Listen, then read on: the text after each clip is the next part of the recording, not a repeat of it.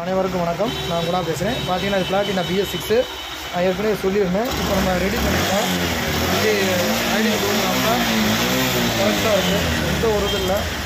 Toil மட்டும் நம்ம alteration பண்ணிட்டோம்.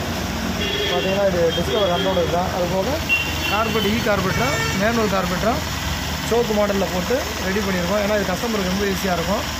எந்த ஒரு டிஃபெக்டும் இல்லை. நல்ல ஒரு மெயின்டெனன்ஸ் நல்லாயிருக்கு, பெர்ஃபார்மன்ஸ் நல்லாயிருக்கு. இப்போ ரேஸ் பண்ணி விட்டுருங்க. கரெக்டாக இருக்குது. இனி இந்த ஸ்பீடாமீட்டர் லைன் ஹெட்லைட் லைனில் வந்து நம்ம கொடுத்துட்டோம்னா இது கரெக்டாக இருக்கும்ன்ற ஒரு பதிவு தான். இதை மட்டும் முழு டீட்டெயில்ஸை நான் உங்களுக்கு பதிவு பண்ணுறேன். நன்றி. BS6 வாகனம் பிளாட்டினா கார்பரேட்டரோடு வந்து BS6 வந்த வண்டி இது. கார்பரேட்டர்னு கொடுத்துருந்தாங்க. நிறைய சென்சார்ஸ்லாம் வரும். O2 சென்சார்ஸ் அப்படின்னு சொல்லிட்டு நிறைய சென்சார்ஸ், EOT, O2 எல்லாமே வரும். கார்பரேட்டர் வச்சு ஈஸியமாக வந்த ஒரு BS6 வாகனம் பிளாட்டினா.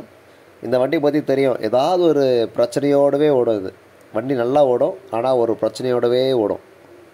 திடீர்னு வண்டி ஆஃப் ஆயிரும். நீங்கள் சாவியை ஆஃப் பண்ணி ஆன் பண்ணால் திரும்பவும் சரியாகி ஓடிட்டே இருக்கும். ஆனால் எப்போ ஆஃப் ஆகுது அப்படின்றதே தெரியாது. அதே மாதிரி சில வண்டிகள் ஸ்டார்ட் ஆகும், ரேஸ் ஆகாது. சில வண்டிகள் மிஸ் ஆகும். ஒரு சில வண்டிகளில் இன்ஜின் செக்யூரிட்டி எரிஞ்சிக்கிட்டே இருக்கும். வண்டி ஓடும்போது திடீர்னு எரிய ஆரம்பிச்சிடும். இந்த மாதிரி ஏதாவது ஒரு பிரச்சனையோடவே ஓடுற ஒரு வண்டி அப்படின்னு பார்த்திங்கன்னா இந்த பிளாட்டினா BS6 ஒன்றதில்.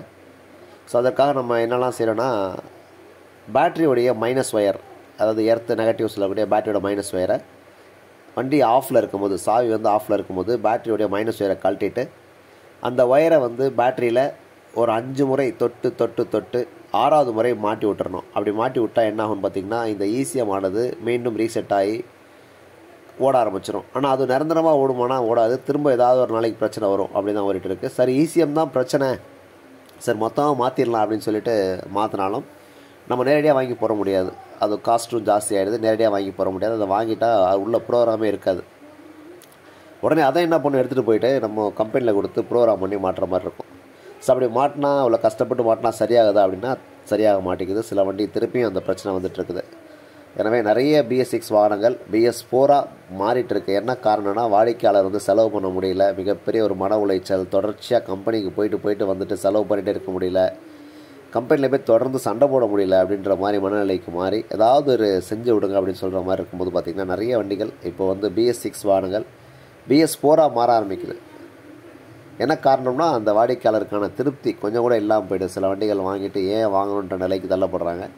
ஸோ அந்த வண்டிகளாக மாறிட்டு இருக்குது. அந்த வகையில் இந்த பிளாட்டினா BS6 வாகனத்தை நம்ம மிகப்பெரிய ஒரு மாற்றம், ஒரு ஆல்ட்ரேஷன் பண்ண ஒரு பெருமை நம்ம குணானந்த் அவர்கள் தான் சேரணும். ஸோ அவருக்கு ஒரு மனம் நிறைந்த ஒரு பாராட்டுக்கள். மிகப்பெரிய முயற்சி இது. சாதாரணமாக எல்லாம் செஞ்சிட முடியாது. அதை பற்றி ரொம்ப யோசித்து இந்த மாதிரிலாம் செஞ்சால் தான் அது சரியாக வரும். என்ன வண்டி இது போடலாம், சரியாக வருமா வராதான் தெரியாது. ஸோ அந்த வகையில் வந்து பார்த்திங்கன்னா பஜாஜ் டிஸ்கவர் 125 உடைய TCI போட்டிருக்காங்க. கார்பெட்டர் வந்து மேனுவல் சோக் இருக்கிற கார்பெட்டர் மாட்டியிருக்காங்க. எந்த ஒரு ப்ராப்ளம் இல்லாத அளவுக்கு ரெடி பண்ணியிருக்காங்க. ஸோ அவருக்கு மிகப்பெரிய நன்றிகள் மற்றும் வாழ்த்துக்கள். ஆக மொத்தத்தில் ஒரு சில BS6 வாகனங்களை பொறுத்த வரைக்கும் என்னென்னு பார்த்திங்கன்னா, மாசு குறைந்தது, நம்மக்கிட்ட இருக்க காசு கரைந்தது அப்படின்ற மாதிரி தான் இன்றைக்கி வாடிக்கையாளர் பேசிகிட்டு இருக்காங்க.